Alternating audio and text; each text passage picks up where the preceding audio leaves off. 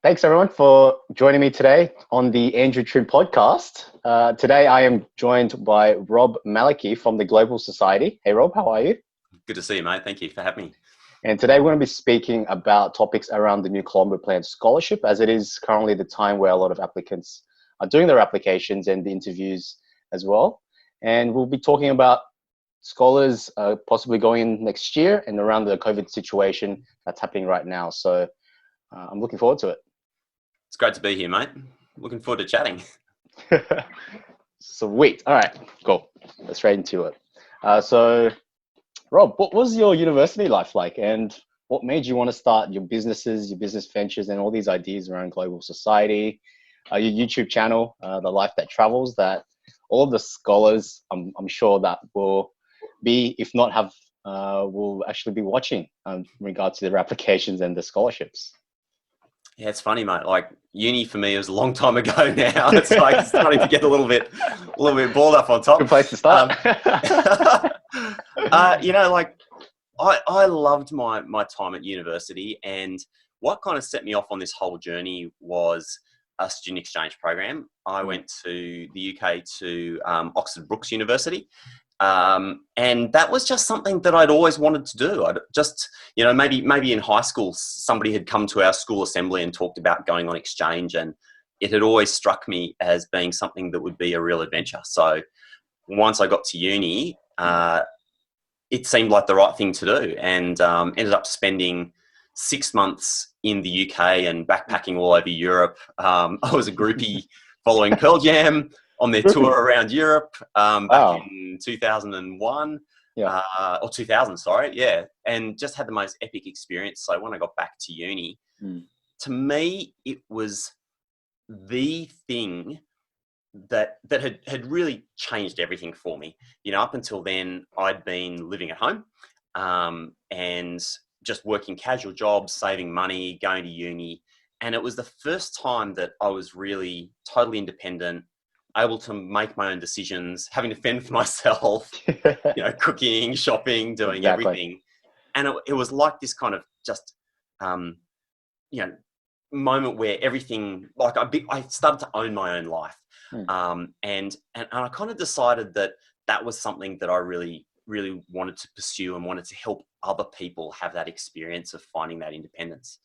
And so I started by working in the student exchange program at Macquarie Uni in Sydney, which was great fun. We had an amazing team, and I spent 5 years there and was lucky enough to have amazing management who pretty much let me go off and do whatever I wanted in terms of like working with other unis and creating like these national initiatives.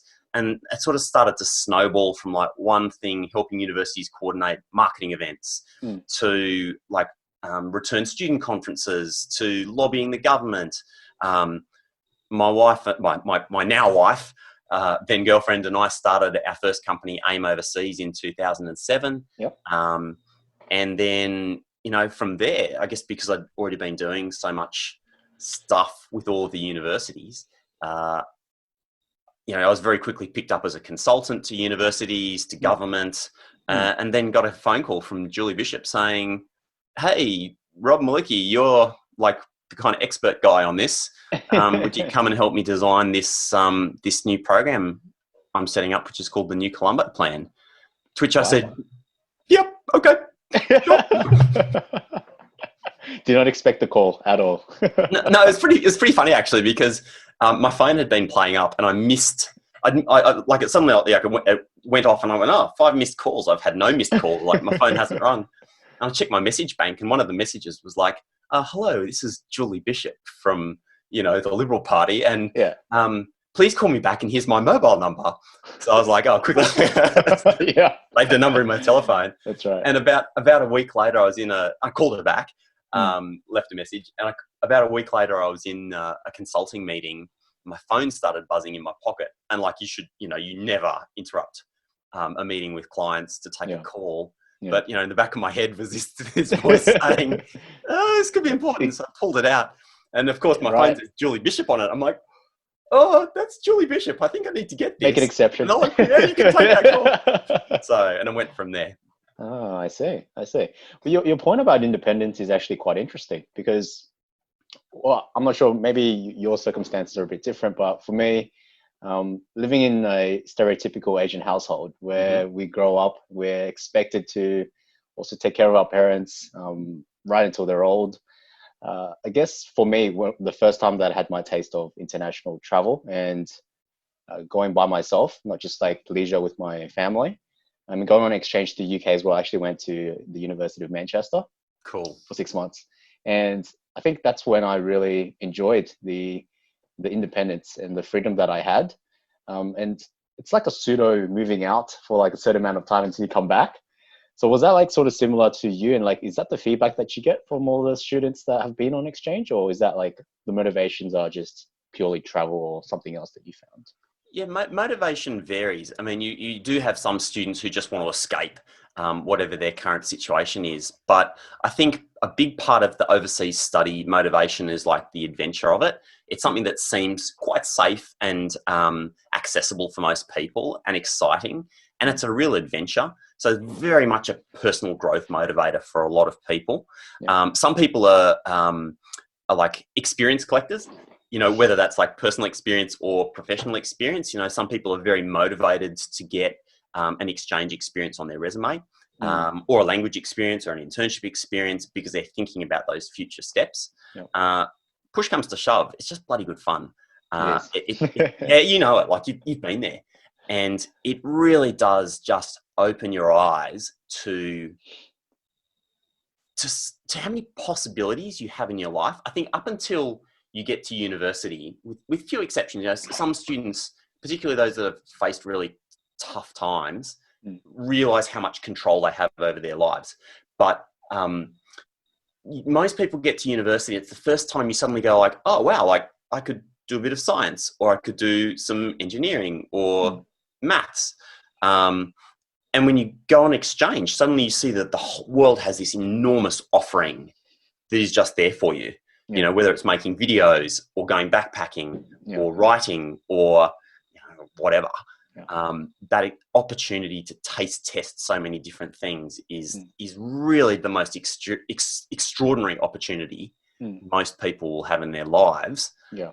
Not just life to date, but lives, because it's the only time in your life really where, you know, no mortgage, haven't got a full-time job necessarily, no kids, like you're just free to explore what the world has for you. Yeah. And that's why I'm so passionate that people need to go and take that opportunity and seize it with both hands. That's interesting that you say that. Like, I think you're with your career and your for the last, I would assume 5, 10 years, you would be traveling a lot with your career. So maybe it's not so much. I guess it's the responsibilities that people have at the moment, as opposed to in the future their own travel. Would you say like maybe traveling right now is a lot more accessible and is a lot more desired as a career, like as a part of career, your Mm. career choice? Would you say that, or is that something that? Yeah, definitely. Yeah. Definitely. I mean, you know, present circumstances, time of recording, this is early May 2020. So we're Yes. right in the middle of the coronavirus mayhem, and international travel is Yeah. essentially completely shut down. Right. We're still locked inside our homes for the most part. So sort of present circumstances aside, yeah, it is very appealing to have travel as part of your job. Mm. It's one of those things. It's both a blessing and a curse. Those people who travel a lot for work will know very well just how freaking exhausting and disruptive it is. When you're traveling a lot for work, you know, your regular work doesn't stop. So you've really got to keep the work going, crunching emails. You're in airports and on planes and checking in and taking taxis and doing meetings, and then your regular work's going on too. So Yeah. it's mayhem. And a lot of people, this is my kind of bugbear, right, about the kind of work and travel thing. A lot of people will tend to focus on that and just say, oh yeah, I've got to go traveling to Melbourne again today, so exhausting. Yeah, bullshit, right? Like, it's actually awesome fun too. Yeah. It's amazing fun. It's a huge privilege to be able to go off site and see clients, to visit different parts of the world. Yeah. So, but people also don't want it to appear too attractive because they don't want to make those people around them jealous of the fact I that see. they get to do this travel. Yeah. So I think if we were realistic, we'd be like, it is the best perk of any job. Yeah.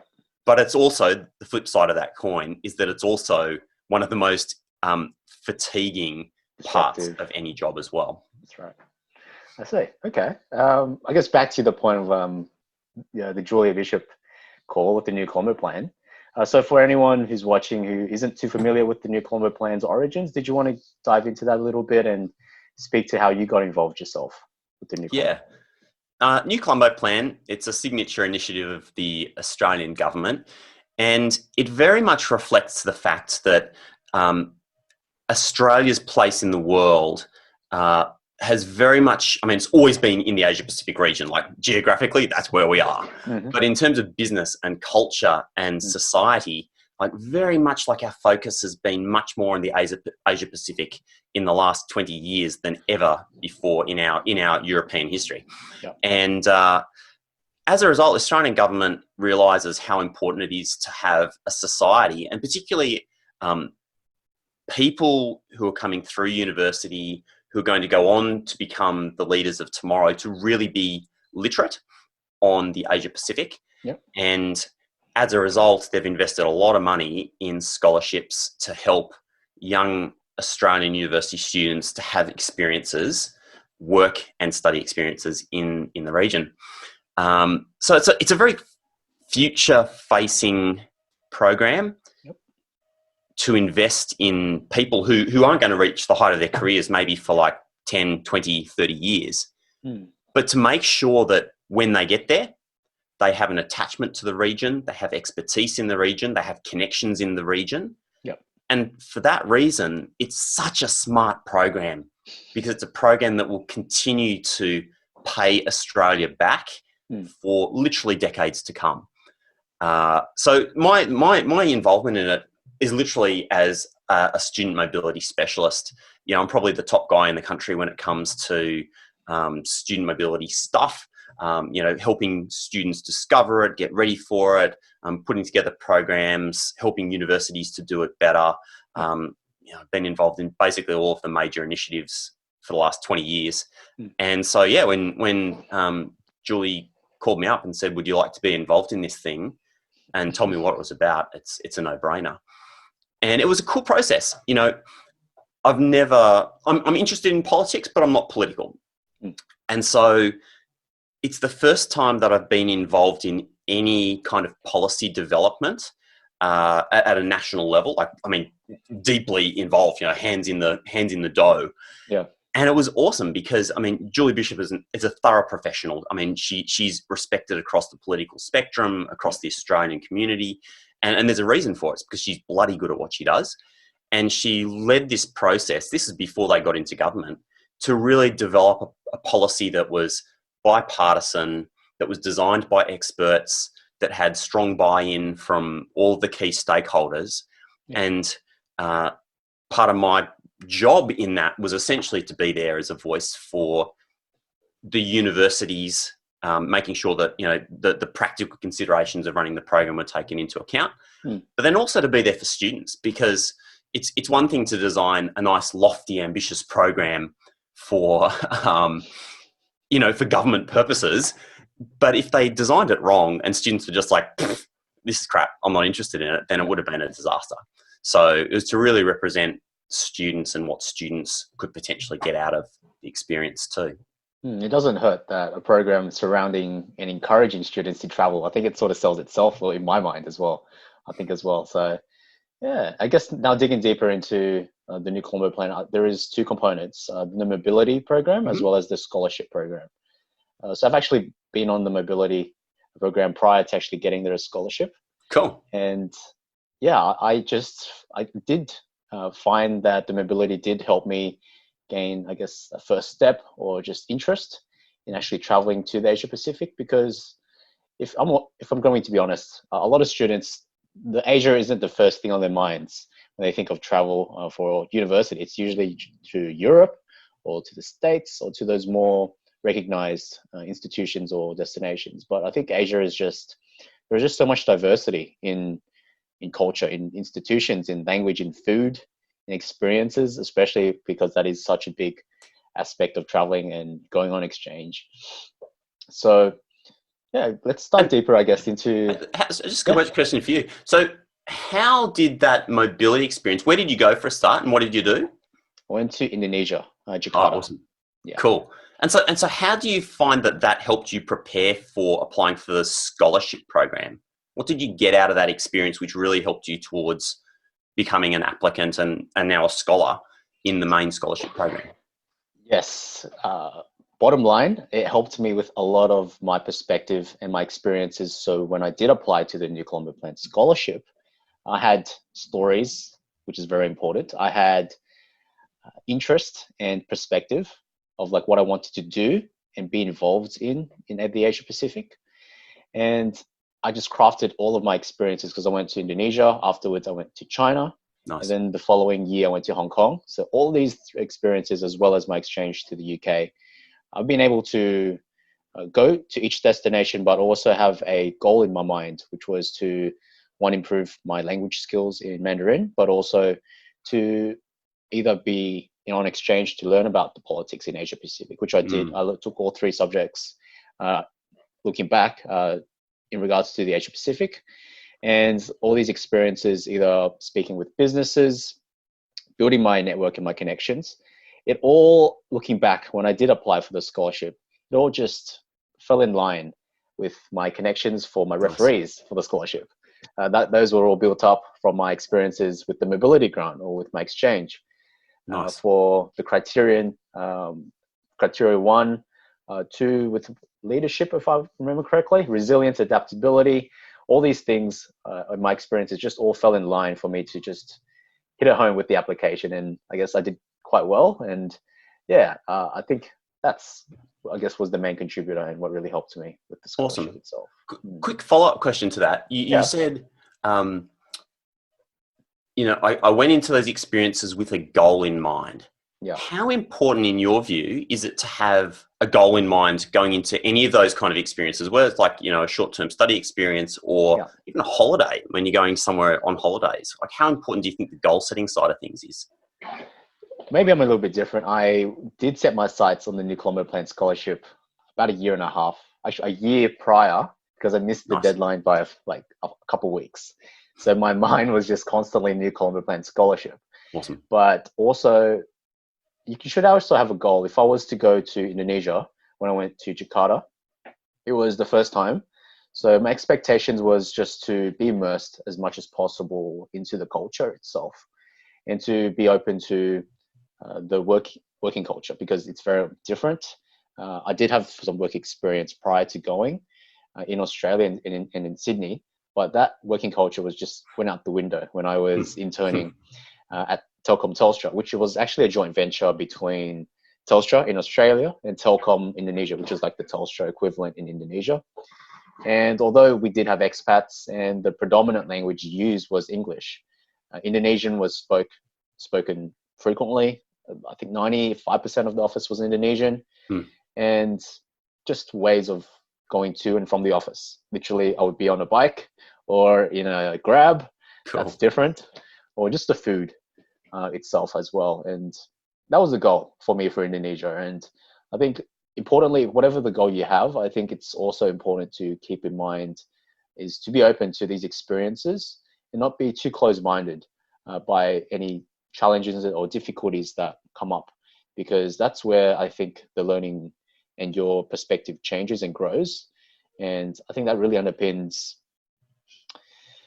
the whole reason of why I actually undertook travel. And the scholarship, the NCP, I think it just takes those mini experiences and just turns it up to 100. And yeah, that's where I'm at with that. Amazing. Good stuff.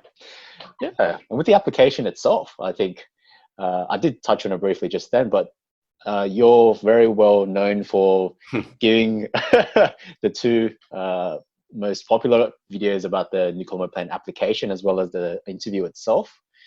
And for yourself, I guess when you were involved in drafting the policy as well as the program itself, did you have in mind of a student or an applicant in mind, like this is the kind of person that program is just perfect for?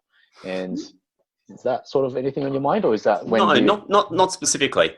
You know, I think one of the beauties of a program like this is that it's not prescriptive. You know, you need to be at a certain level for sure. So academically, I think you need to be basically like distinction level and above, which is a good level. But it's not like you need to be a super HD student in order to win a new Colombo Plan scholarship. The idea is that it's high enough that people who maybe aren't brilliantly academically, if they work hard, they can still get to that level. So it's very achievable.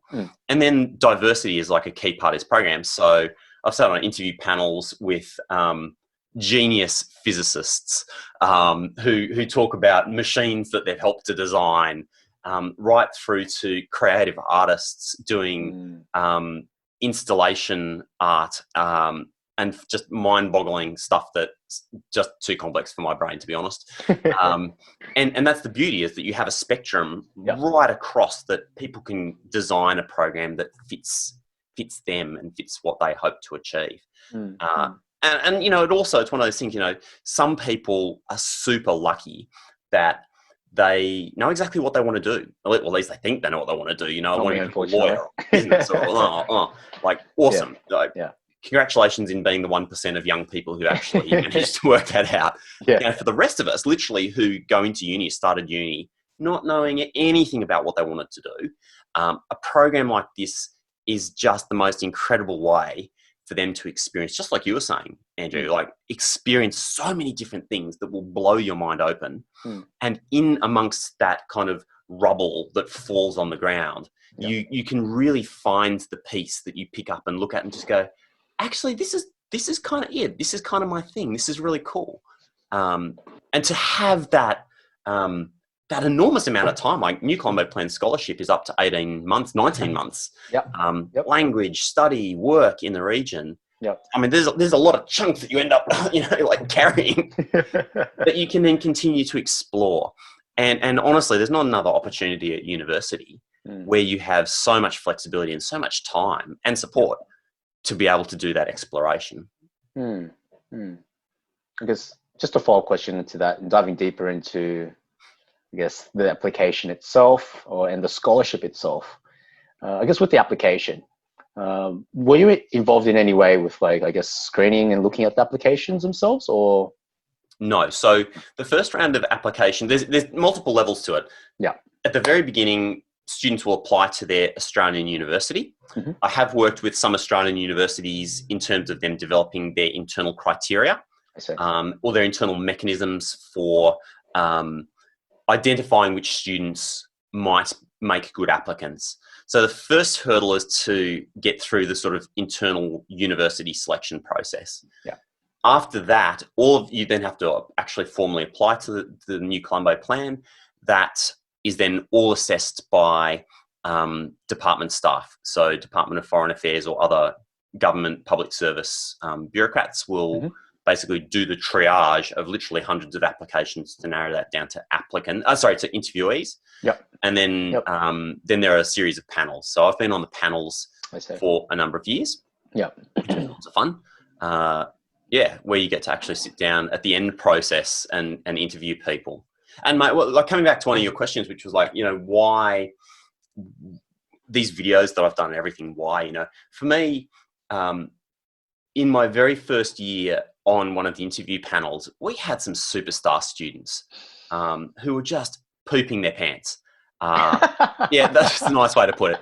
Just pooping their pants, sitting, you know, across the table. Because, like, you know, your interview situation, and it's you, and on the other side there's like business person and an ambassador, and, you know, it's inside DFAT and it's scary. And, you know, I saw these amazing people miss out on scholarships just because they were too nervous or ill-prepared.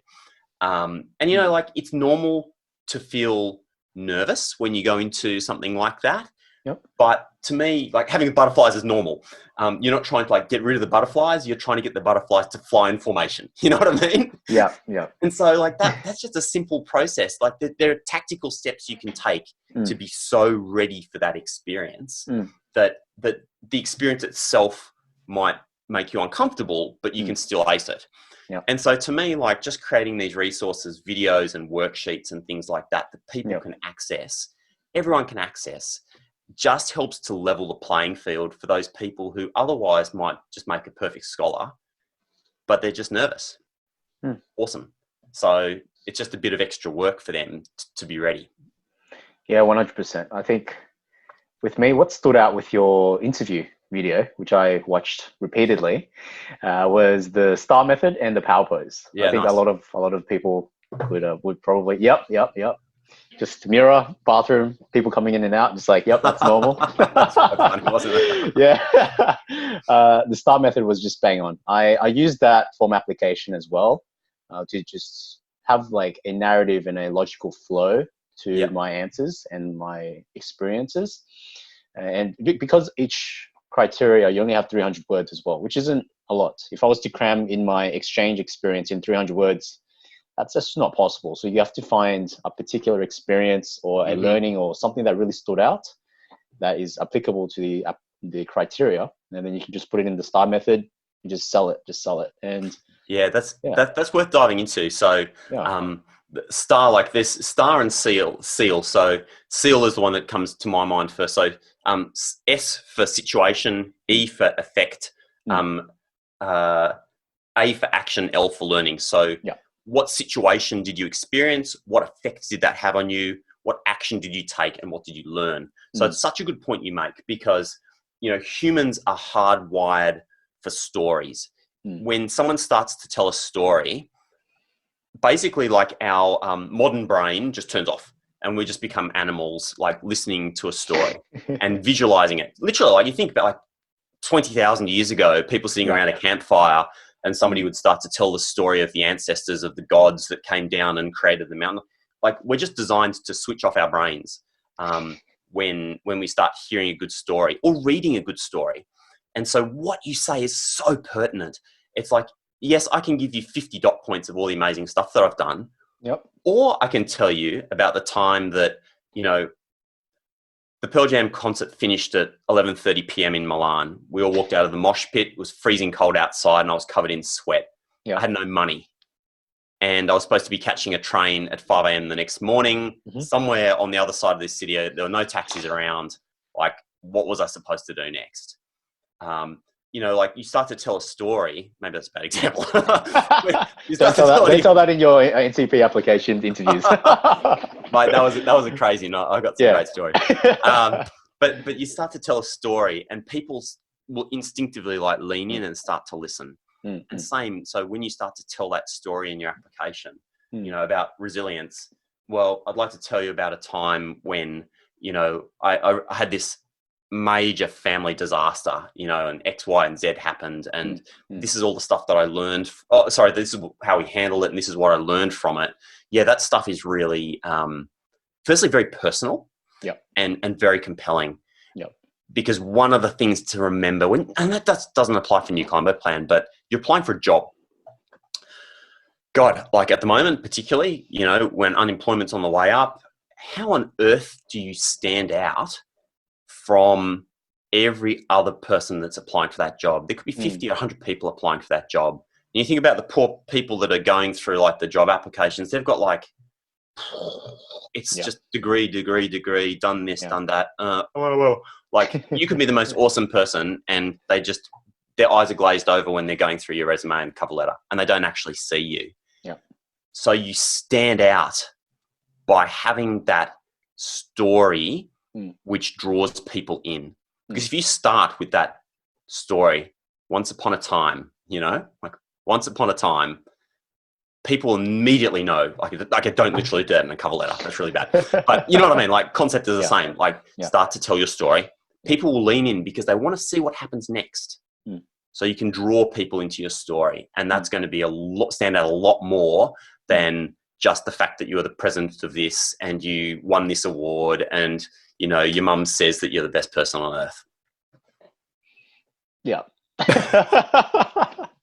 Which may be true. I'm not saying it's not true. No. But when it comes from your mum, it don't count.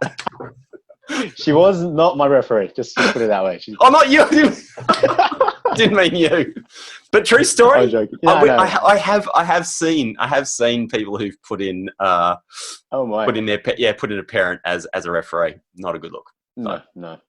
Well, I guess would you then agree that people don't really remember what you say to the degree they remember how you made them feel, like what the stories that you told, and I guess the stories just it depends on how you tell the story. If it was very emotive, the emotions that you felt and what you wanted to convey was just very vivid, then I guess that's just a great way for the scholarship application and the interview itself. Then. Yes. Yeah. Yeah, absolutely. So yeah, like, but if you really want to do that sort of stuff well, like you create a scene, right, and then you have a moment of suspense in there. So in the first, I'm just making this up, so it could be terrible, but you know, in the first meeting of the New Colombo Plan reference group, there were 10 of us sitting around a board table, and the foreign minister to be, Julie Bishop, walked into the room. We all stood and shook her hands, and she took her place at the table. And what she said next, I knew would change the course of Australian history. You're just going to keep waiting, aren't you? Like, I know. You're like, what would she say? Like, you know, like having that moment of suspense where you lead people in and like you punctuate it with a phrase like, and what happened next made everyone's jaws hit the floor, you know? Wow. Yeah, I'm not sure if you remember this, Rob, but in camera, when I approached you at the PwC event, and then I asked you for advice on making videos, and I told you that story about me being in Indonesia, and there was an earthquake, and I ran down those flights of stairs, and how that day changed me.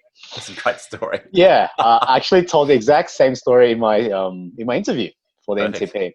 That was my opening story, and then the former ambassador for China, she's just like, that's one hell of a opening story. And then, I think that's just something that, is definitely great if you're a great storyteller, but it doesn't hurt to also practice at home. I remember the days leading up to the interview, I would just sit in my room and I would practice sitting in front of a camera, my laptop camera, and I would record myself giving answers and responses to these criteria questions, or the responses that I prepared for the application, because I didn't know what the questions were, but I just was rehearsing my story, what I knew, and what all those things, like the seal for the star, situation, task, action, and results.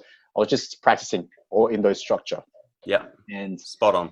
And that's how I improved, because I'm not naturally an extrovert or a storyteller myself, but if you practice enough times, literally, I think I did about 30 or 35 repeated times. It does help.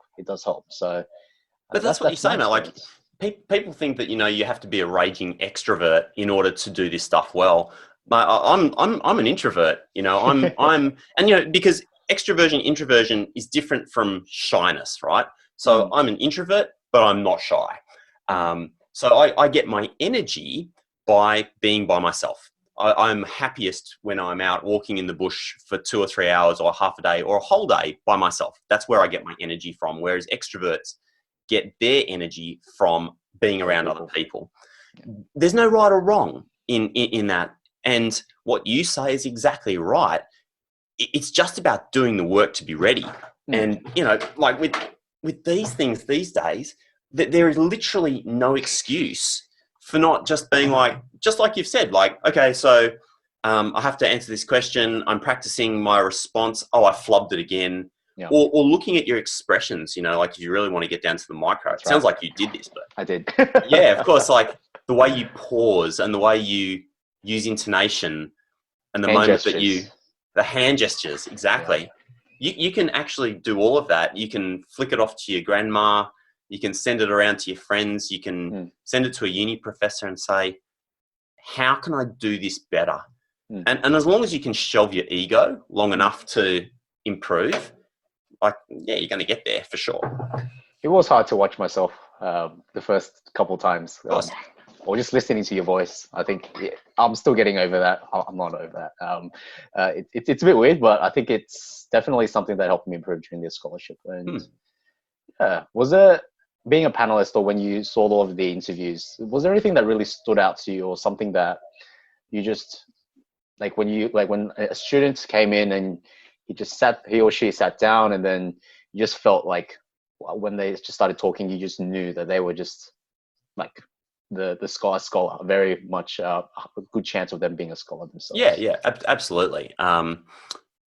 It's very much around people being authentic to who they are. That comes across very clearly. You can't fudge it when it comes to doing interviews with people who've literally sat on hundreds, if not thousands of interviews. You can't fudge it when you're in front of former ambassadors or business leaders or people who have vast amounts of experiences. If you come in there, showing that you're 20 years old and you're going to go to Hong Kong and intern with Wooden King Mallisons, and you're going to and like it comes across as just overblown.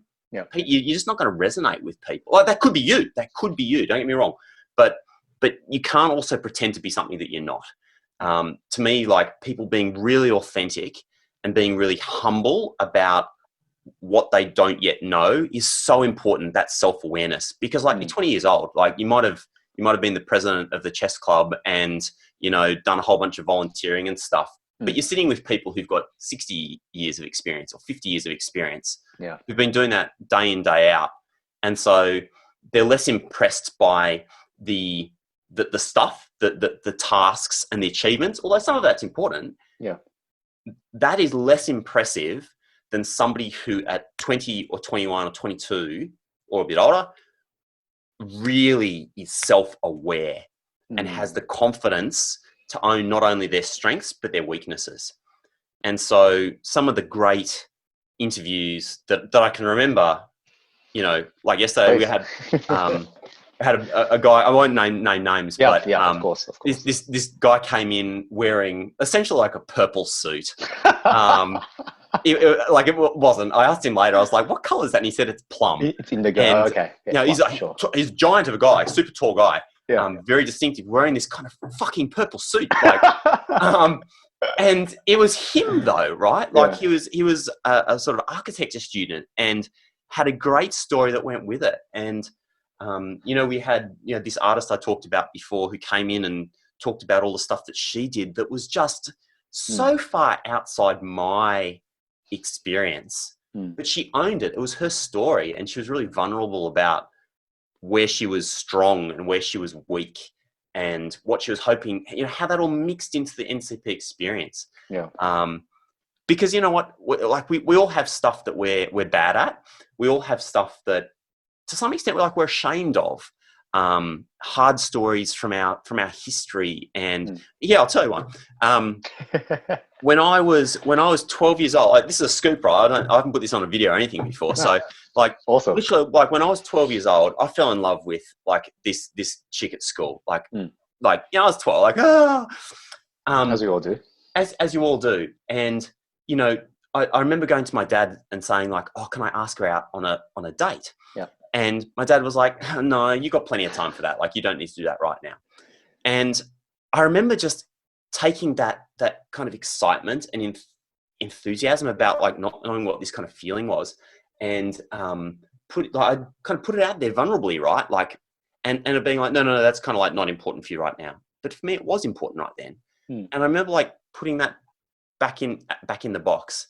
And for like years after that, right, like I was like so in love with this shit, and everything. And honestly, like one of the reasons I'm so passionate today and why I'm not afraid to hold that back is because I held that feeling inside for so long. And so, having that thing in your past where, it was a burden for me for a long time. I couldn't talk to anyone about it. But when you open the box on that stuff, you're free from it as well. And so people should never feel ashamed of what's in their past. If you're inside Pandora's box, the best thing you can do is open the box and let the air out, let the sunlight in. If you stay in the box, you're stuck in there with whatever else is in your past. So open the freaking box. You don't want to live in the box. You want to be out of the box. You know what I mean? Yeah. And you know what? Like I've heard stories of people who've come to their interview and told us stuff that they're like, I've never told anyone this before. So can you just assure me that you're not going to tell anyone else? And like, we're like, of course, we're all professionals on and this. the typewriter's just in the background, just typing all of this down. Yeah. No notes. No notes. But no, like literally, like people who have felt that as the moment to share something deeply personal with a panel. And that vulnerability is very, very appealing because it takes a lot of courage and it takes a lot of self-awareness. And honestly, I would rather send anyone that's got worse grades, who's come from like the dirtiest, grottiest suburb or whatever background, who has self-awareness and that vulnerability. I would send them any day on this kind of experience because that's the person who's going to grow the most. Not the person who's had the silver spoon the whole way and helped being guided with mentoring and special treatment to get to where they are. Not to judge that, like that's just life. But some people have to fight for it. And if they're self-aware, they're the people who'll grow the most. So if that's you, don't step back from it. Own it. Yeah, and if everyone is listening to this, they're thinking this is not an interview anymore. It's like it's like a self-reflection, transformative application process, mentoring, everything's combined. Yeah, and look, so true. Honestly, so true. Let it out. Write to me, like rob@globalsociety.com.au. You can write to me. Like I don't know who you are, but you sometimes you just need to tell somebody, right? And just have someone to be like, okay, that's cool, that's all right. And that helps you to start the process of keeping it rolling. So yeah, just write to me. Do it. Wow. I think that covers a lot of what this interview really does intend to do. And a lot of people, it's not just about finding what credentials you have and what experiences you have, but it's also a process of self-reflection and what you can bring and what you can offer as well, not just credential wise, but your own experiences, your personality, your attitudes, and just your mindset. So great points. Thanks for that, Rob.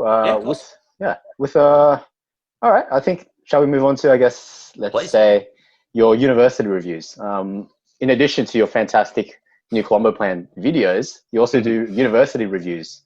I really wish I had this resource 5, 6, 7 years ago, watching in high school, so I can actually make quite a momentous decision at that time. But now looking back, I think I did make the right choice. But like going to almost every university in Australia, have you been to every university in Australia? I've been to something like 32 out of the 40. It's lucky, because I started this project, A Life That Travels, because I'd been at Western Sydney University and had put together like just a little video for my colleagues at universities around Australia, being like, oh, hey guys, you don't get to travel all the time. I get to visit all these unis. So I'm going to share this experience of being here with our colleagues with you. And I'd just thrown it up on YouTube and forgotten about it. And about 18 months later, I'd stumbled across it again and it had a few thousand views, like 3,000 views or something, which is not a lot, but it's also not nothing for something that's just amongst the noise on YouTube. Which means people were finding it and actually watching it. And I then started to do some research and discovered that you look up any university on YouTube in Australia and pretty much all of the top content is produced by the university itself. Or like, kind of... A day in my life vlog. A day in my life, yeah, that's right. Like, hey man, I'm an engineering student. I'm going to take you around the bars. We're going to check it out. We're going to check it, which is nice. Don't get me wrong. That's good content. But there was nothing kind of like objective, independent, informative. Consistent. Yeah, and nobody's going to invest in creating something like that. So I get to travel to the universities for my work. And so I just decided to take the opportunity to film these A Life That Travels university reviews. And like most of those are done now, 32 out of 40. And they've had a really great reception because I'm not trying to catch anybody out. I'm not trying to highlight the negatives of universities. I'm trying to find the bits that are unique and really positive about an institution. Because my personal view is that you shouldn't choose a university based on negatives. you should choose it based on its strengths and how those strengths align with what you're passionate about.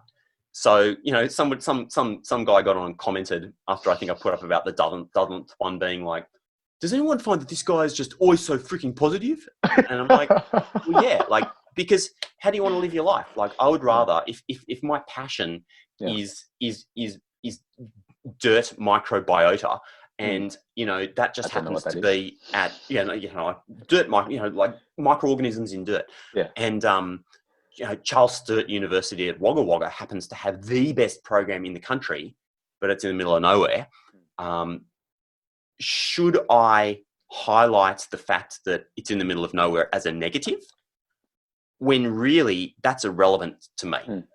What's relevant to me is its strength, because that's what's important. So you should always choose a university based on its strengths and how they align with what you actually care about. So for some people, that's reputation. For some, it's close to home. For some, it's the degree program. For some, it's like the extracurricular, the overseas study opportunities. And for most students, it's probably because they haven't got any idea. And, you know, they're just going where their friends go, where the careers advisor tells them to go. So having something up there where people can be like, oh, okay, this uni does have a lot of, you know, diverse opportunities for me to explore what I might be interested in. That's real positive.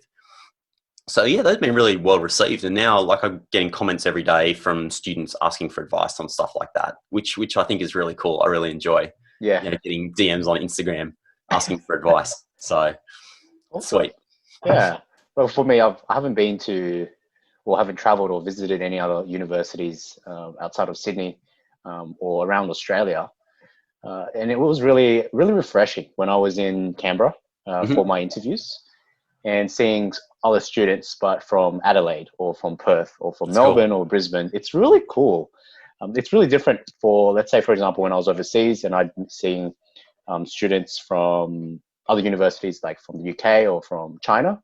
But I think I'm not sure if it's like the Australianness or like we're the same, but like we're different as well. I think we're just different parts of Australia, and it was really nice to see other students from other universities. So just put a face to it, and like, you know, there are students in other cities, but you won't really necessarily see them or meet them or interact with them. So it was really nice. Yeah. Going to all of these universities, did you find there was a difference or like a common thread between students' mindsets or how they are academically wise or professionally wise or socially wise? Or every university has a very distinctive flavor, even between, for example, prestigious universities, a group of 8 universities, between the University of Melbourne and Monash University, or University of Sydney and UNSW. You know, like academically, they sort of sit very close to each other on all of the rankings. And when you walk around those campuses, you get a very, very different feel for the place than a ranking will ever tell you. And that's why I'm super cautious about rankings, because a ranking gives you like the tip of the iceberg of the information you actually need to make a decision. And so some places, you know, you've got amazing, relaxed communities. You know, particularly once you go out to regional universities or universities on the outskirts of cities, people tend to be a lot more relaxed than you know, people rushing to and from class at a big metropolitan institution and racing off to their job or the internship or, you know, whatever else it might be. And so, you know, when people choose a university, they really should think about everything that they're hoping to get from that experience. And it's okay to be like, I don't know what I'm hoping to get from the experience, because even like not knowing what you want can help you eliminate some institutions. If you have no idea what you want to do with your life, you know, should you be going to the most competitive, most academic driven university in the country? Probably not. Even if you can get in, probably not. Unless it's to go and do something really general, like just a straight up arts degree, straight up science degree, to get a taste of lots of different things. maybe, you've come up through a really, difficult family situation and you felt really isolated, and what you really want is a sense of community. Sure, you might have the grades to go and do medicine, but maybe you're better off doing music at Southern Cross Uni in Lismore. Like, maybe. So people should really think about what's important to them, and just write it down. Like, is it the outdoors? Is it clubs? Is it going traveling? Is it having a high paying job? Nobody should judge you for what you do and don't want. Write it down, and then you can literally go and start to match which university has got the best strengths that align with you. That's really spot on. I think for me, my decision, it was really very much with following what my other friends were doing as well. I didn't really think about everything else, like the culture, the atmosphere, what my university life would be like. And I think your point about the rankings just being the tip of the iceberg, I couldn't agree with you more, because if you look, nothing against the rankings, but a lot of them look at citations or something that is very much about research based, and comparing universities against universities in that regard. There isn't a ranking, as far as I know of, that looks at purely the student's perspective and what they would get out of it. So I think, these reviews really do hit home with that. And I think, if you're applying for university this year or next year, I think that's something definitely to look out for. Yeah, awesome. And I'm setting up a new podcast to really dive deeper into this subject, because nobody wants to cover this subject because there's no money in it, right? Like, I have a job, so I make my living a different way. For me, this is a passion area for me, is to help create content that helps people make choices. And there's no interest in that. I think there is a company. There is one company that does curate some information around this, but they make their money by curating information and doing deals with universities or departments or TAFEs and stuff like that. So to me, there's an immediate conflict of interest that, of course, they're going to create the content that's going to help get them paid, because that's how they survive. So to me, being able to create a podcast that talks about the strengths of different universities, talks with different students, to create YouTube videos or other things like that help students make decisions is really important. And that way you're just getting information that you can just take it or leave it, right? That's right. I don't care what you do. I've got nothing to sell you. So yeah.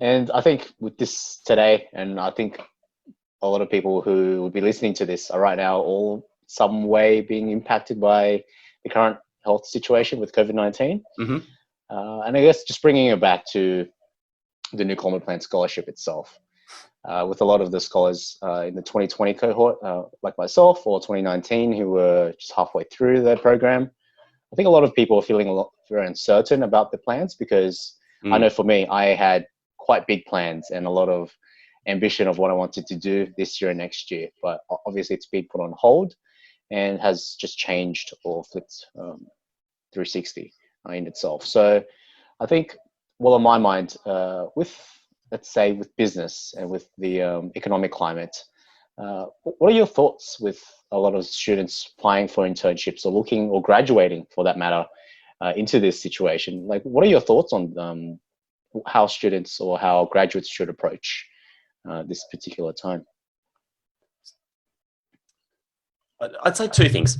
The first is that you never get to choose the cards you're dealt. You only get to choose how to play them. So for us, my main business, AIM Overseas, we've been running for 13 years. It's a student exchange business.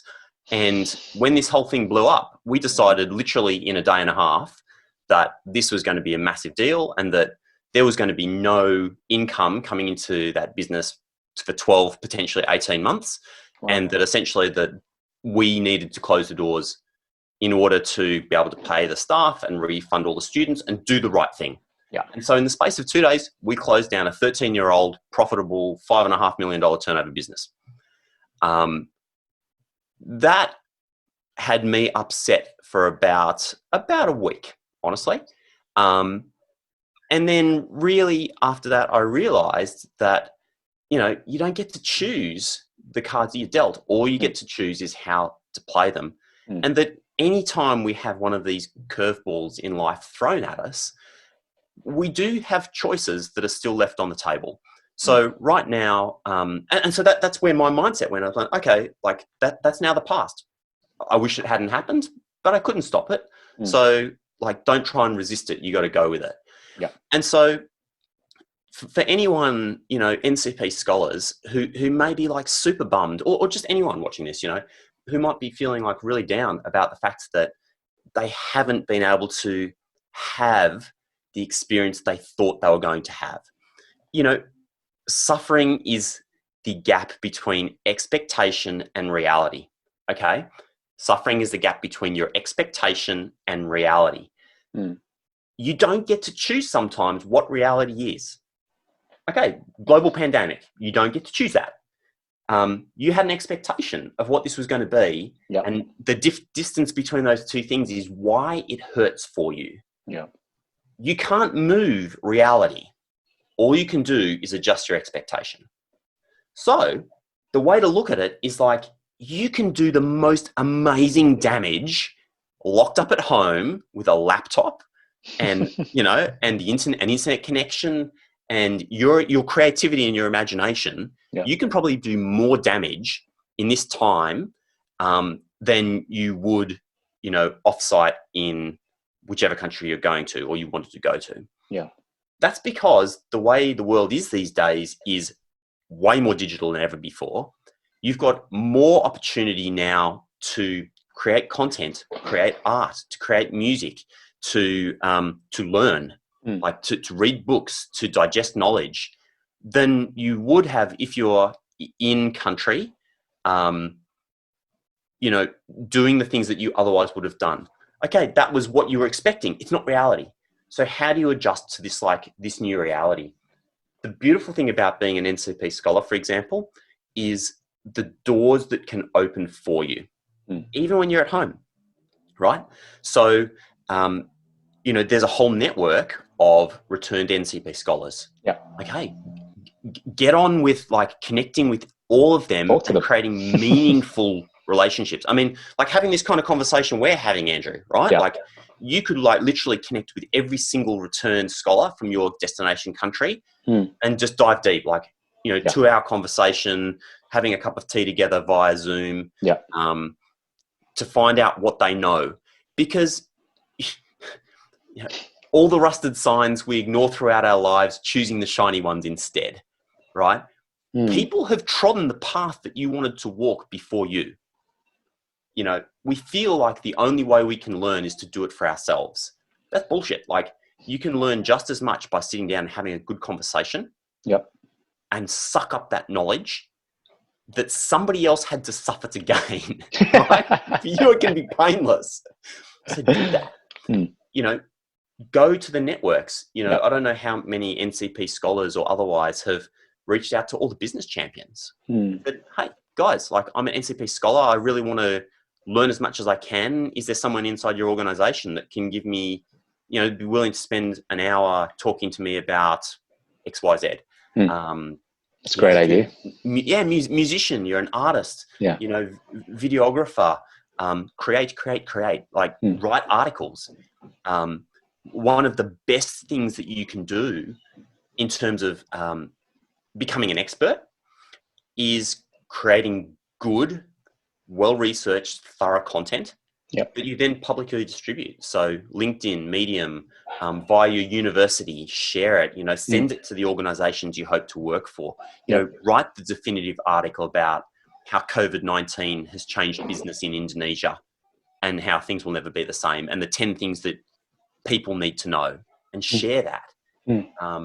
That kind of content, you know, it's funny because you write this sort of, you know, you create a content, you create a video, you send it out, and like, you know, you see some statistics like it got seen 100 times or 1,000 times or 10,000 times.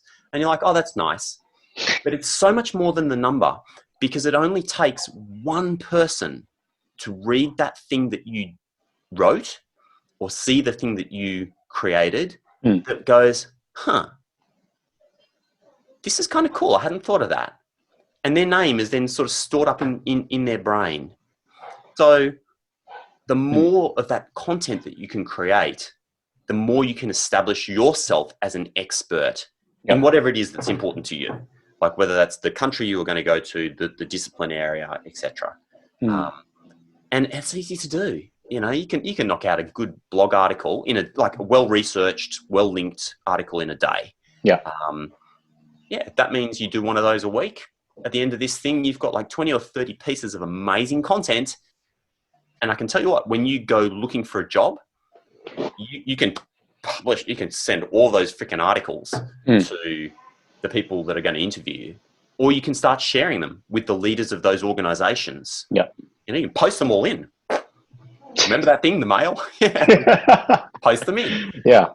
So my thing is like, remember what reality is here. There will never, in our lifetimes, you're never going to have such an amazing opportunity to take the time now to create or to learn. So do that, because I can tell you, once you do get those jobs and get out there, from there it's just going to be a rush, and we'll all look back and just be like, why did I watch so much Netflix when I was like forced to sit at home? Netflix is good. Netflix is good. Yeah. YouTube is good too. This is going to be uploaded on YouTube. It's fine, guys. It's fine. Just like after the video, and then do all the stuff that Rob just said. Yeah. Spend more time with Andrew and me. That's good. Yeah. It makes a really good point. I can't remember where I heard this from, but someone said that if you don't communicate, you're invisible.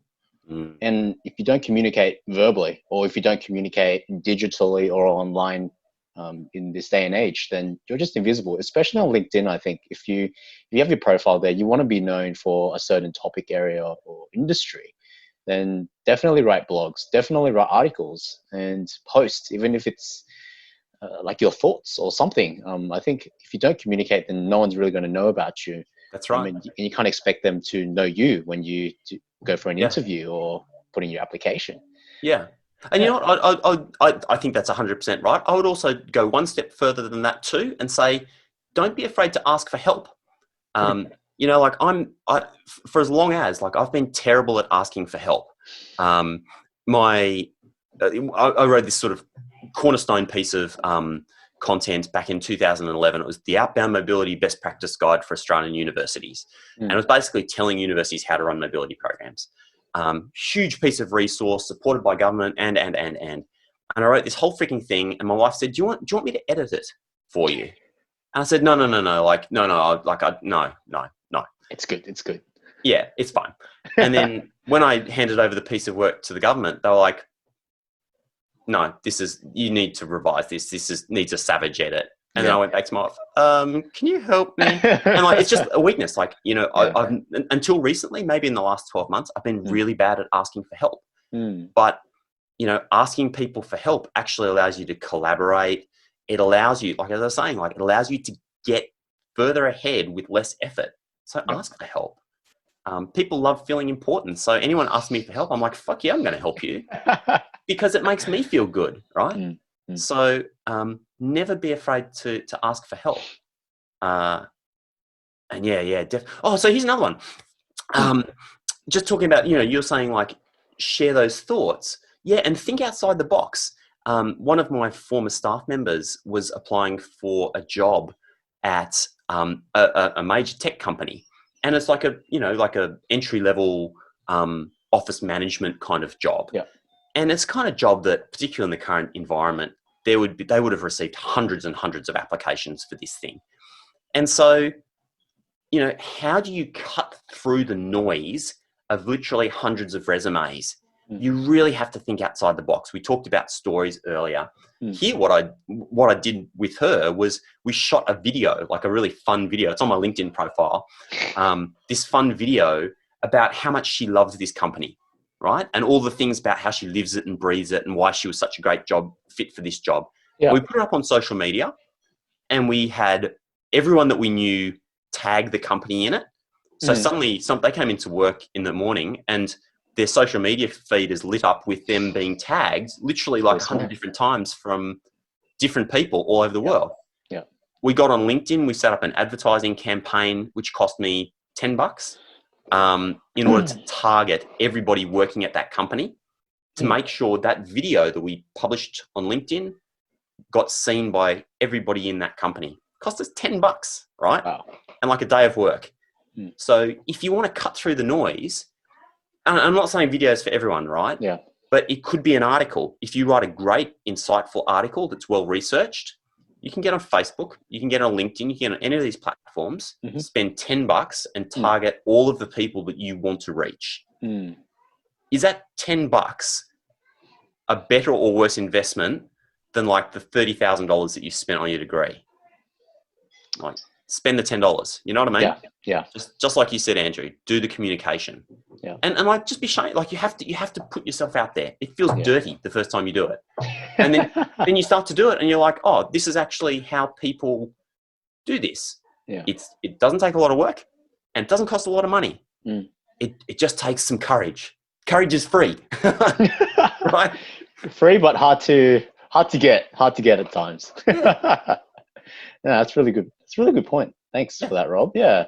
Do it, man. And like your stuff, like you could take this episode, yeah. you could put it on, you could publish this to LinkedIn. You could go into LinkedIn Business, set up an advertising account, and you could target everybody who's working at DFAT, right? There's like, I don't know how many people work there, but the audience on LinkedIn might be like 4,000, 5,000 people. You can target by job level. You can put $10 on that campaign, run it for a week. It'll get a bunch of impressions. Will it give you a $10 return on investment? Maybe not. What's the worst that happened? Yeah. Like you blew $10. Okay, well that's a couple of coffees or a sandwich that you make at home instead of eating at the cafe. Yeah. Like people. But the dividends, the return in the future. I think that's something that you should look ahead towards. Yeah. 100%. I wouldn't do an MBA now, right? Like I wouldn't go and do an MBA. I would take 6 months out to write a bunch of really awesome content, and I would spend $20,000 making sure that everybody in the whole country that needed to see those articles saw those articles. You know what I mean? Like that exposure will lead you to more opportunities than just like the piece of paper behind. Now, of course, that's being a bit simplistic because you get the knowledge from a degree as well. Yeah. But in terms of the money that you invest, like, yeah, there are good ways to invest small amounts of money to get maximum exposure. Definitely. Yeah. I think with like university degrees, I think the cost of it's sort of put on the back of our minds because we don't really think about it until we graduate. But $10 right now, or online courses. I think online courses is quite a big thing right now because like it costs, let's say $50, $100, but the knowledge that you get from that, the convenience that you can get from that during this time, especially, it's just going to pay heaps. Massive dividends. Yeah. You're exactly right, Andrew. I completely agree. So, don't think that just because reality has thrown you like a shit sandwich, you need to eat that. Like you have a chance to adjust your expectations and come over here and just be like, okay, this is a really shitty situation. Yep. But I have tons of opportunities. So what are the opportunities that I'm going to take or create that on the other side of this are going to be like the slingshot for me? I love that. I love the analogy of the slingshot. Like,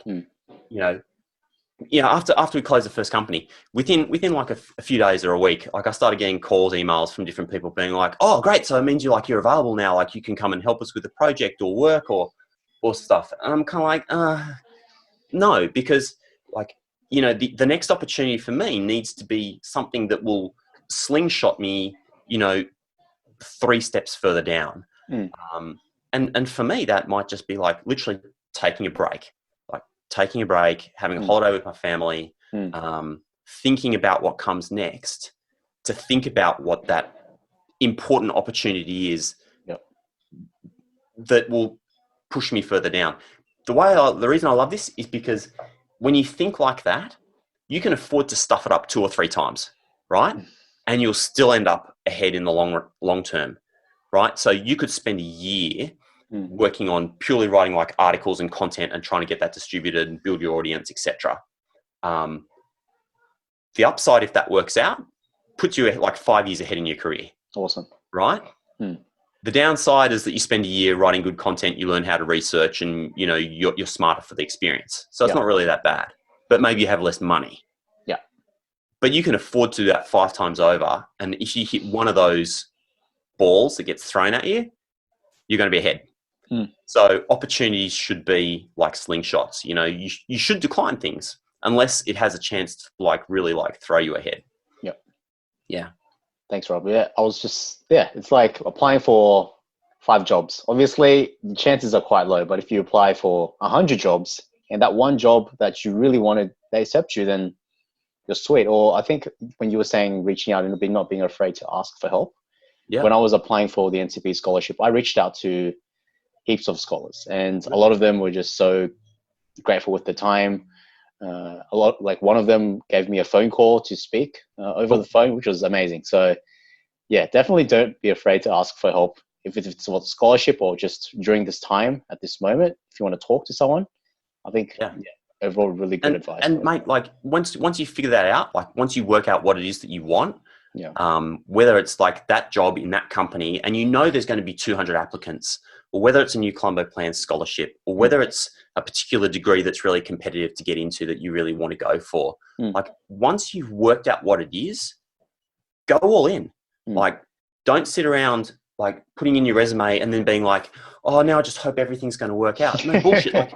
like you know, one of the things that's hard is that we have this narrative running in our heads. You know, we're all the protagonists in our own story. And, you know, my company wasn't supposed to get wiped out by COVID-19. I was supposed to sell it for like $10 million and be speaking on stages around the world and being famous and shit like that. Like, that's the narrative that goes in your head. No, that's not reality. Like reality is just like bad luck. So you got to be really careful to not have this narrative saying like, you're special, everything's going to end like a movie star. Like, no, it doesn't work out just because you put in your resume. It doesn't work out just because you apply for something that just, you know, people don't know who you are. The universe doesn't owe you shit.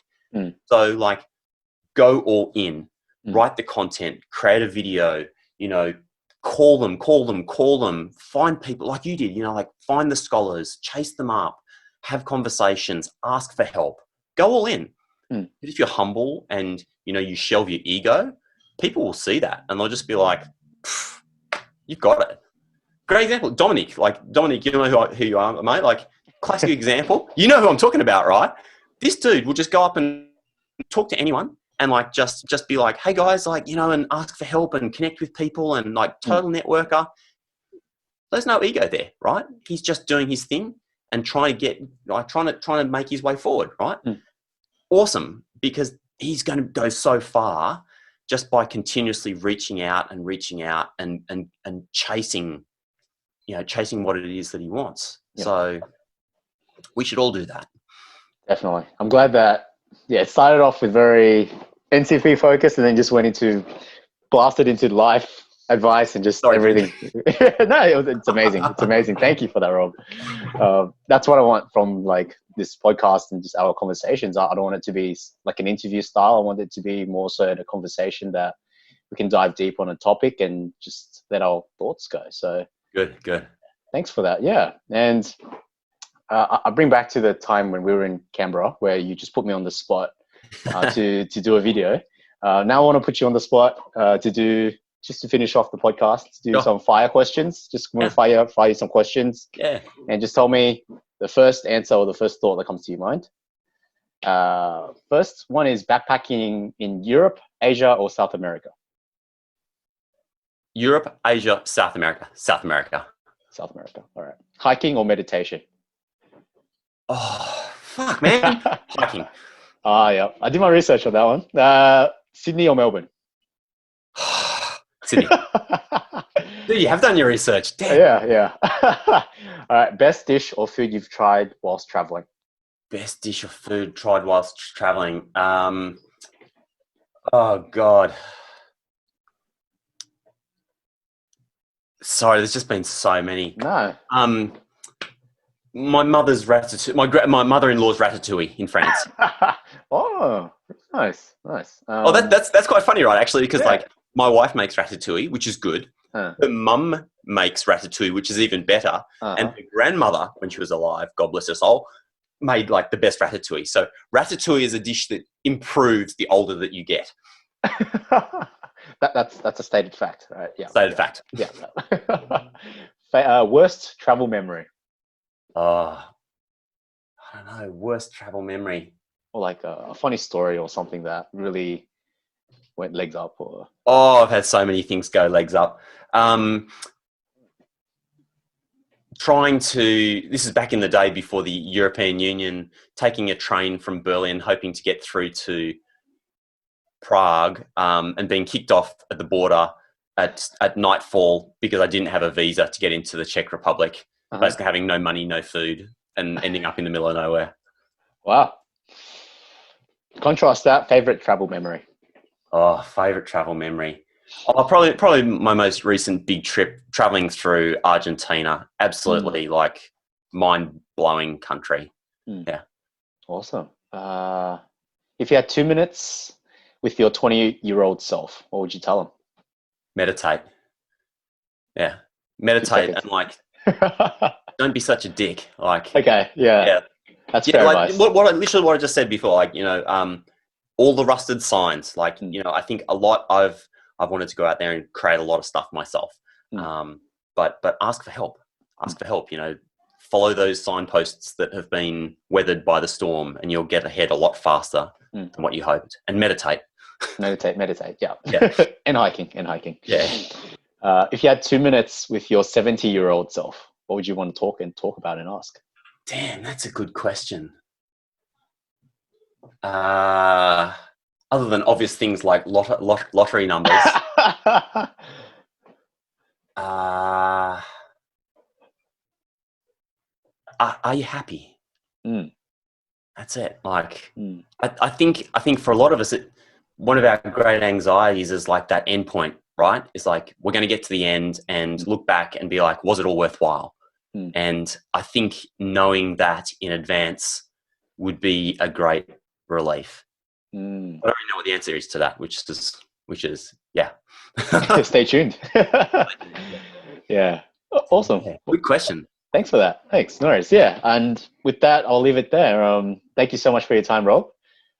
Thank you for doing this and giving up your time for this. I hope to speak with you soon. Did you want to have any other final comments or any thoughts? No, awesome to connect with you, Andrew. Thanks so much for having me on. And yeah, anyone watching this that might be applying for new Colombo Plan, or any NCP scholars out there, who are, in these challenging times, feel free just to reach out to me. You've got my details, rob@globalsociety.com.au. I'm always happy to chat. Awesome. Thanks, Rob. Thanks for your time. Awesome, mate. Take care.